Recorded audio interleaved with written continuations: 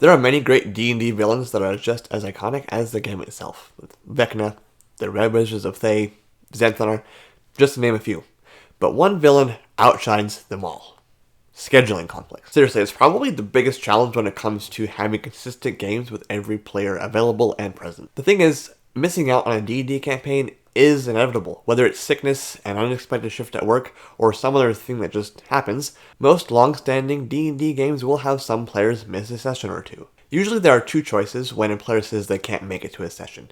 Either play without them, or cancel the session. Both choices are less than ideal. On one hand, playing without the absent player allows the other players to still enjoy the game, but the absent player may be missing out on a story that they are heavily involved or invested in. On the other hand, canceling the session entirely preserves the story for all players, but all other players involved in the game have their plans interrupted. This is especially tough if the player has to cancel last minute and another player has to travel an hour to the game session. Dealing with absent players during a D&D session begins with setting expectations at the beginning of the campaign. The first expectation is to establish a designated game night from the start. For example, your group might decide that they meet every Saturday at 6 p.m. for a weekly game. You may decide that you only meet twice a month, and you schedule only 2 sessions in advance because some players have fluctuating schedules. The best way to avoid scheduling conflicts is to take time at the beginning to sit down and set up a plan that works with everyone's schedule. This can be tedious and time-consuming, but it will save you a lot of headache in the future. The second is to decide how your group will handle when a player misses a session. I will usually tell my players this. If about 50% of the players can't make it, the rest who can will vote on whether or not the game will continue. If about 30% or less, so about 2 out of 6 players, can't make it, the game will continue. And if more than half the players can't make it, the game is just automatically cancelled. Players who miss out will not get a share of any treasure or magic items the players might acquire during that session, but they will still accrue the experience levels and the milestone leveling with the other players so their character does not fall behind. This rule has worked really well for me in my groups, even when there have been a lot of times when we've missed quite a few sessions because the majority of players can't make it to a particular session. A D&D campaign is a commitment, and when you set the expectations of when to play and what to do when a player is absent, you can play without them guilt-free. My players, for example, understand that even if they miss, there is a very good possibility the game will continue without them, and they can be assured that their character won't fall behind in levels, they'll just miss out on some loot and, of course, a night out with friends.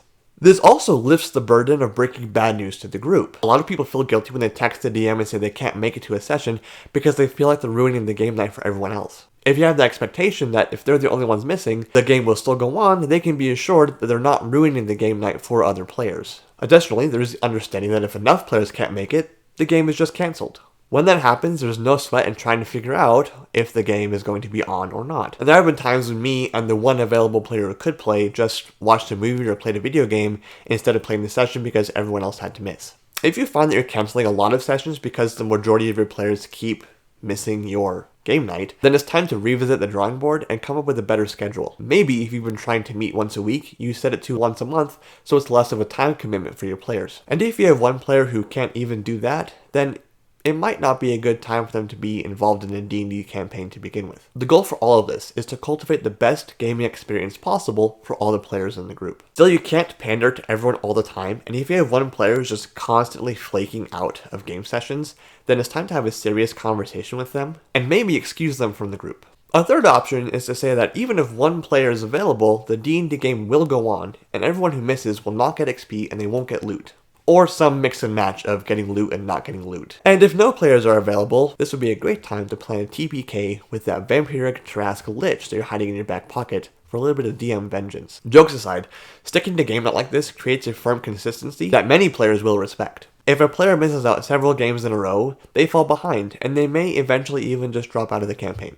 It's the tough love option, but it is an option. It is always hard when a player misses a session. Especially as a DM, deciding what to do in this scenario while trying to make the game fun for everyone else is a feat in and of itself. The best thing to do is to prevent the hard decision making by talking with your players at the very beginning and agreeing together on the terms and conditions of missing a session.